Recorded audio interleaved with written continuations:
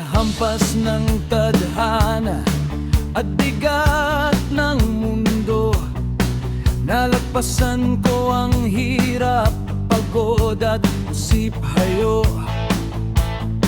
Naranasan ko ang gutom, ang puyat sa gabi, ang magtrabaho maghapon nang walang kakampi.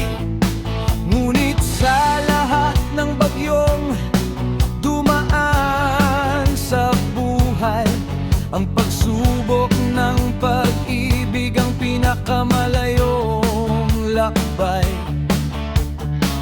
Ito ang sugat na kahit kailan ay hindi natuyo. Ang pinakamahirap lampasan ang mag-move on sa gulo. Bakit nga ba ang hirap limutin ng kahapon? Bakit ang pusong tapat ay laging tinatapon? Akala mo okay ka na, akala mo ay kaya mo na. Ngunit isang alaala lang, balik ka na naman sa simula. Ang hirap makamit ng tunay na kaligayahan kapag ang tiwala mo ay paulit-ulit na binaliwala at iniwan. Nagtatanong sa sarili kung saan ba nagkulang, kung bakit ang gantimpala sa tapat ay sakit lamang. Ang makatagpo ng totoong pag-ibig sa mundong ito ay parang paghahanap ng ginto sa gitna ng bato. Hanggang ngayon, sa haba ng aking nilakbay, wala pa ring natitira, walang permanenteng karamay.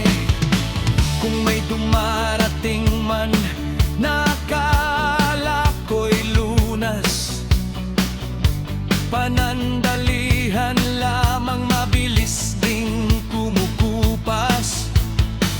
Isang pagmamahal na madaling mawala at maglaho, parang ulan sa tag-araw, biglang natutuyo ang pangako.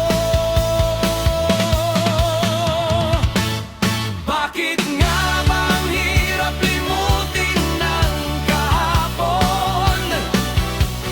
Bakit ang pusong tapat ay laging tinatapon? Akala mo okay ka na, akala mo ay kaya mo na. Ngunit isang alaala lang, balik ka na naman sa simula.